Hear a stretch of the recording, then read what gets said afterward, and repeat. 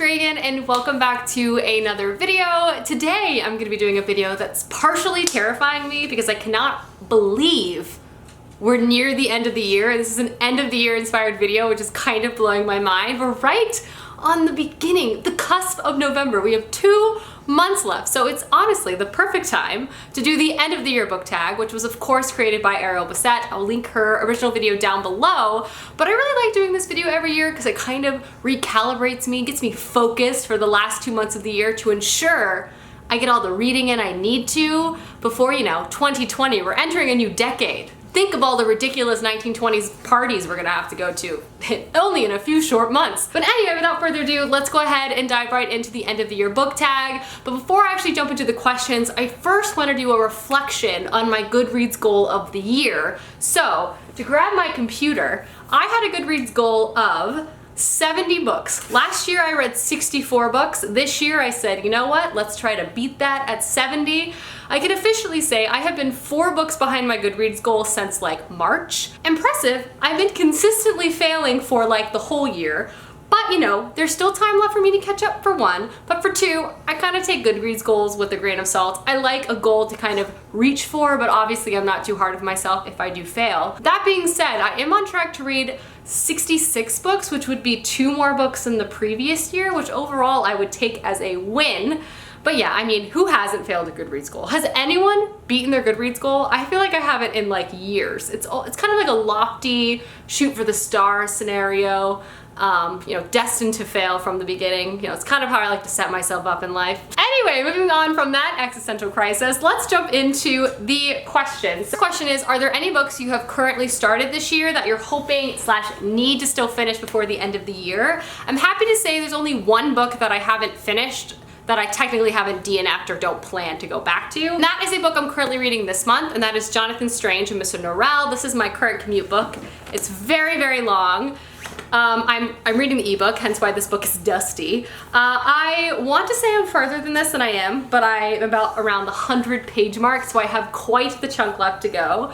I am enjoying this. It definitely, as Monica described it, like Pride and Prejudice with like a dash of magic. Lots of heavy dialogue, but like also hilarious dialogue if you can catch all the insults hidden behind the pretty words they're saying. It's very like Downton Abbey-esque in that way as well. Like people are just mocking each other and fancy dresses, and there might just happen to be magic every once in a while. At least 100 pages in, that is so far what's happening. I've yet to meet Jonathan Strange, but I am just on the edge of my seat. Can't wait for him to be introduced. But yeah, this is currently the only book I'm in the midst of and I haven't finished yet, but I hope to finish by the end of the year. Next question is, do you have an autumnal, I'm really bad at saying that word, autumnal book to transition you into the winter part of the year? And I do on my TBR, and that is The Beautiful by Renee Ahdieh. This is a book that I was really excited and anticipating its release a lot. It's kind of harkening back to our old Twilight days. It is a historical fiction, vampire, romance novel, and I'm hoping it's full of all the dark ridiculousness that I hope it is full of. It is set in New Orleans, and I'm sure it has a lot of great atmosphere and really dark elements to it. Ultimately though, I really just want it to be really entertaining, a little bit cheesy, and a really good time. So I actually think it'll be a really good book to pick up this winter because I'm doing a lot of traveling, so I feel like this might be a great airplane read. Regardless though, I'm hoping it's like delicious and so entertaining because I love some cheesy YA romance, let's be real. Next question is there still a book you're highly anticipating? And this is super easy for me to say because the answer is yes, and that is The Toll by Neal Shusterman. This comes out in early November. This is hands down probably my top 5 book on a TBR perspective. I cannot wait for it to come out. I'm gonna read it right away. It's just such a dark and gripping, like dystopian, futuristic novel. Neal Shusterman is just so good at writing, and I love his characters and his plot twists. The series has just taken over my life ever since I read the first one, so yes, to say the least. I cannot wait for The Toll to come out. Next question is, are there 3 books you really want to read before the end of the year? I do plan on making a full end of the year TBR, but quick preview on that, there are 3 books. Starting first with Ninth House by Leigh Bardugo. I've just heard so many things about this book. Everyone seems to be talking about it, so because of it, I just feel like I need to read it so I can just figure out where I Thanks, Matilda. I can figure out where I land on the spectrum in terms of reviews. It's dark. I know it's adult as well. And I just hear it's like this dark academia book full of ghosts, and I just really love all of those elements. And generally speaking, I like a mystery where a lot of the main characters are kind of unlikable or stuck up. I don't know why, but it's a trope element that I always find really entertaining. But regardless though, that is definitely a book I really want to get to. Another one I hope to get to before the end of the year is The Raven Boys by Maggie Stiefvater. This is just a series that has eluded me since I've been on BookTube. I have read the first 2 books of this.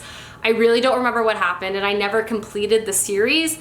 This is a super popular, very beloved series, and I just feel like I need to read it, and I have been meaning to read it for what feels like my whole life at this point. So I'm just hoping to reread the first one and hopefully carrying through that read of the series through into 2020 as well. So this is definitely something I hope to get to in the next month or so. And the last book I hope to get to is Red Seas Under Red Skies by Scott Lynch. This, of course, is a sequel to The Lies of Locke Lamora, which I read last month and loved so much. It was the most entertaining heist style story with great like setting and atmosphere and just honestly hilarious and lovable characters, and just a story that kept me guessing all the way through from a plot perspective. So I just really want to see how this story evolves and continues on. I believe overall it's supposed to be 8 books, which honestly, I don't want to use the word surprising, but it just shows that the plot is really going to explode in so many different ways. So I can't wait to come across like how that is going to happen. Needless to say though, this is just a series that's really swept me off my feet. I love Locke so much, so I just really want to know what happens next, and I bought these beautiful editions, so I can't wait to read from these beautiful cloth-bound hardbacks as well. Next question is there still a book you have yet to complete that might shock you and make the top of your best books of the year list? It's hard to say because I feel like if it shocked me, I wasn't anticipating it to do so. For this though, I'm gonna say Jonathan Strange and Mr. Norrell, because I'm only about 100 pages in, which is only 1/8 of the way through. There's so much of this book I've yet to experience, and because so far I am really enjoying it, but it's a bit dry and a little bit slow, but I just know it will ultimately pick up. And this also is kind of a story that I feel like will capture my heart through time. Like the more I sit and experience the characters, I feel like I'm gonna fall in love with it more and more. So I don't know, maybe this will be the one. Maybe this will be my favorite book of the year. I don't know yet. Right now, the answer is no, but hey, I still have 700 pages of this to figure that out, so time will tell. The very last question is, have you already started making 2020 reading plans? And honestly, no. Which is probably not the correct answer for this tag, but I still don't even know what I want to read in November, let alone January of 2020. I'm sure my goals will be kind of the same year over year. I try to kind of hands-off goals. I really like to just support myself in whatever it is I feel like reading in the moment. Just making sure that reading is always fun and entertaining for me. Otherwise, I don't know if I would read as much as I did. That being said, I always kind of have goals to read more nonfiction and more literary fiction, which I seem to constantly fail at every year. But hey, maybe 2020 is the year for me to finally do that. Regardless though, I do have a few more months to figure out my exact tangible goal, so I will let you guys know as I think of those a little more in the future. Alrighty guys, that is the end of year book tag. Please do this tag. I tag all of you if you're interested. And I hope you enjoyed this video, and I'll see you guys soon with another video soon. Goodbye.